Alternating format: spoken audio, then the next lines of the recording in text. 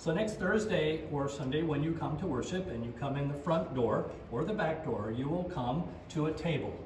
And on the table will be some masks, because we're asking everyone for a face covering when they come for worship. It could be one of those bandanas, you look like a pirate or something, but that's okay. As long as your face, nose and mouth are covered, that's really what we're asking you to do. On the table are some cloth masks that were made by Chris Giller's mother, and those are yours to take. So if you take one of those, it's yours. Take it home, bring it back next week. There will also be some disposable masks if you forgot yours, but we encourage you to bring your own. Once you pass the mask station, there is a sanitizing station, so you can wash your hands a little bit and make sure that you've gotten it cleaned after you've come into the building. You'll notice some signs around here that kind of remind us of the things to do. We thank Sue Peters and Next Year for providing those for us. Something about how we can help prevent COVID from spreading, about the use of face coverings, and also social distancing tips. All things just to help us to be as safe as we can as we gather for worship again. So then you'll walk through the narthex, and you'll notice the really nice new carpet that we were able to install, and some of you got to see it on video before. And when you enter into the worship space, you'll notice a table, one on each side of the baptismal font. On that table will be the bulletins for that day, as well as the offering plate. There'll be a cup and some pens and offering envelopes for those who wish to use those.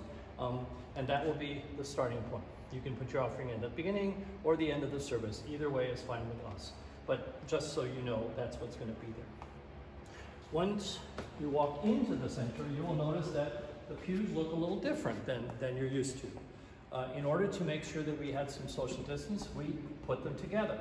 So every other pew is available, and then there are those that are pushed up against the one in front of them, and they're really not to be sat in. It would be really, really tight to do that. So that's how the space is set up. You can see that throughout the entire area of the sanctuary. You've got 1, 2, 3, about 4 rows in each section that's usable. You're going to have to use the front row. I know that's an unusual thing for you, but that's one thing that's there. On the pews, you will notice blue tape.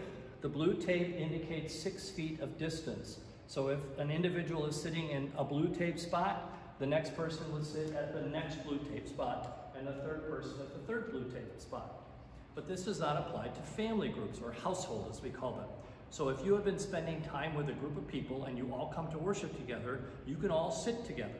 So the Davis clan can all have one spot, or the Tallman clan can all have a spot, or the Schultz clan can have one spot. Each of you just can do that, and then just work around that. So that's kind of how the sitting will go. The ushers will help you and direct you in places to go. You may not get to sit in your usual seat. I know that's going to be a challenge, but if we all want to get a chance to worship, we're going to have to work a little bit to make it work for everyone to have an opportunity. Then up front, you'll probably notice a lot of blue markers. Now, normally those blue markers are used for tape, but that's not the purpose here. The purpose here is to give us some idea where to stand as we receive communion. So there are 2 wine stations, one at the left side of the altar and one at the right side of the altar. And the wine will be on a stool, and the tray will be there with plastic glasses. There will be space, so when you grab a glass, you won't touch any of the others. The communion assistant will stand above you, so about 6 feet away, and then that's where the wine station is. There are 3 bread stations, so they will go, and I'll move my way across, and ushers will direct you to those stations. We'll get used to it. It'll be a little weird at first, but we'll make it all work. And I have my crosses where I'm supposed to stand, and then you have your crosses where you're supposed to stand. And I'll simply drop the wafer in your hand with my gloved hand and my masked face, and we'll be able to do that. The ushers will also direct you from your pew, so you won't be able to just hop up. It'll be one group, one row at a time, so we're all safe and we can keep our distance. Once we get the pattern, once we get the habit, it will be a lot smoother. Initially, it'll be a little strange because it's not what we're used to, and we won't use the altar area at all. And the other really weird part is I'm going to preach from up here so that I don't run into you. Because up here, I'm really careful where the steps are and I don't fall off them. So this is kind of the plan that we have in place. This coming week, the council is meeting for normal meeting, and we will actually come in here and practice to make sure that what we think we can do, we actually can do. and then we'll invite all of you to help us make it work.